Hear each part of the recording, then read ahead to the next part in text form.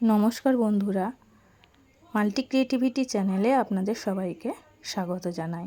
আজকে আমি নিয়ে এসেছি আলু স্যান্ডউইচের রেসিপি। যেটা করার জন্য প্রথমে আমি কয়েকটা আলুকে সিদ্ধ করে নিয়ে প্রথমে গ্রেট করে নিয়েছি। এই কারণেই যে আলুটা যাতে ভেতরে দলা না থাকে।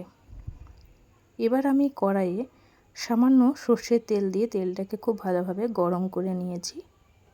এবার আমি আগে থেকে কুচিয়ে রাখা পেঁয়াজ এবং কাঁচা লঙ্কা কুচি দিয়ে ভালো করে সেটাকে ভেজে নেব। তো দেখুন ভেজে নিয়েছি। এবার আমি গ্রেট করে রাখা আলুগুলো সেই পেঁয়াজের মধ্যে দিলাম। দেওয়ার পর আমি এটাকে ভালোভাবে তেলে নাড়তে থাকবো। এরপর আমি দিয়ে দিলাম সামান্য হলুদ, একটু জিরের গুঁড়ো, একটু ধনের গুঁড়ো আর দিয়ে দেব পরিমাণ মতন লবণ। সমস্ত কিছু উপকরণ দেওয়ার পর আমি এটাকে ভালো করে নাড়তে থাকব, যাতে আলুটার মধ্যে কোনো কাঁচা ভাব না থাকে। তা আলু আমার প্রায় রেডির পথে। এবার আমি আলুটা নামানোর আগে একটু ধনেপাতা কুচি দিয়ে সেটাকে ভালোভাবে মিক্সড করে নিলাম। তো দেখুন আলু আমার রেডি। এবার আমি ফ্রাইং প্যানে 4টে ব্রেড নিয়ে সেটাকে ভালোভাবে সেঁকে নেব। আমি এপিট ওপিট করে প্রথমে সেঁকে নিলাম যতক্ষণ না একটু লালচে ভাব আসলো। তো ব্রেডগুলো আমার সেঁকা হয়ে গেছে। এবার আমি এটাকে নামিয়ে নিয়ে একটা ব্রেডের উপরে টমেটো কেচাপ দিয়ে দিলাম। টমেটো কেচাপ দেওয়ার পরে যে আলুটা তৈরি করে রেখেছিলাম সেই আলুটা দিলাম। আলুটা দেওয়ার পর উপর থেকে আর একটা ব্রেড এর উপরে চাপিয়ে দিলাম। এইভাবে আমি ব্রেডগুলো তৈরি করে নেব।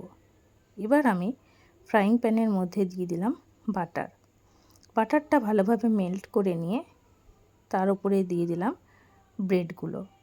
ব্রেডগুলো দিয়ে মিডিয়াম ফ্লেমে ভালোভাবে এপিট ওপিট করে একটু ভেজে নেব।